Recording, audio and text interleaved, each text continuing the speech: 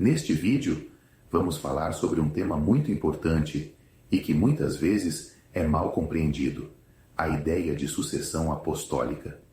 De onde veio essa noção de que uma linhagem ininterrupta de líderes, como os papas, teria a mesma autoridade que os apóstolos originais? Vamos examinar isso à luz da história e, principalmente, das Escrituras. Essa ideia começou a ganhar força nos primeiros séculos após a Era dos Apóstolos. Com a institucionalização do cristianismo no Império Romano, houve um crescente desejo de centralizar a autoridade na Igreja. No terceiro século, bispos de regiões importantes, como Roma, passaram a reivindicar maior influência, alegando que possuíam uma autoridade especial, transmitida diretamente dos apóstolos. Isso culminou com o bispo de Roma sendo identificado como o sucessor direto do apóstolo Pedro, uma ideia formalizada mais tarde pelo Concílio de Nicéia, no ano 325 d.C., e consolidada no papado. Mas o que a Bíblia nos diz sobre isso? Para começar, precisamos entender que os apóstolos tiveram um papel único e irrepetível na fundação da Igreja. Efésios 2:20 deixa isso muito claro. Edificados sobre o fundamento dos apóstolos e dos profetas, de que Jesus Cristo é a principal pedra da esquina.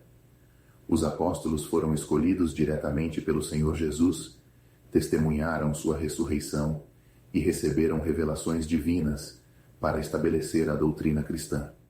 A autoridade apostólica não era algo que podia ser transferido de uma pessoa para outra. O próprio Pedro, que muitos dizem ser o primeiro Papa, nunca reivindicou tal posição de supremacia. Pelo contrário, ele se identificou como um ancião entre outros anciãos. 1 Pedro 5, versos 1 a 3, enfatizando o serviço humilde e não o controle hierárquico.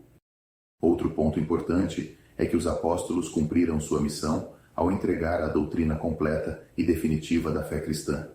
Judas 3 nos exorta a batalhar pela fé, que de uma vez por todas foi entregue aos santos. Isso significa que não há necessidade de novas revelações ou de uma linhagem para continuar a obra apostólica. O fundamento já foi estabelecido e a palavra de Deus é suficiente para guiar a Igreja em todas as épocas. A ideia de sucessão apostólica é, na verdade, uma distorção do verdadeiro ensino bíblico. Ela tira o foco da suficiência das Escrituras e coloca a confiança em uma estrutura humana. O resultado disso é que muitas pessoas acabam acreditando que a autoridade espiritual depende de uma instituição ou de um líder humano, em vez de reconhecer que Jesus Cristo é o único cabeça da Igreja. Colossenses 1:18. Então, como devemos entender a liderança na Igreja hoje? A Bíblia nos ensina que os líderes locais, como anciãos e diáconos, devem ser homens piedosos, guiados pelo Espírito Santo e firmes na palavra de Deus. Sua função é servir ao rebanho e zelar pela doutrina, mas nunca usurpar uma autoridade que pertence somente a Cristo e aos apóstolos no contexto histórico. Em resumo, a ideia de uma linhagem ininterrupta de sucessores apostólicos não encontra suporte nas Escrituras. Pelo contrário, ela desvia o foco da suficiência da palavra de Deus e da obra finalizada de Cristo. Nosso chamado como cristãos é nos firmar no fundamento já estabelecido pelos apóstolos e viver sob a autoridade de Jesus Cristo, que é o único Senhor da Igreja.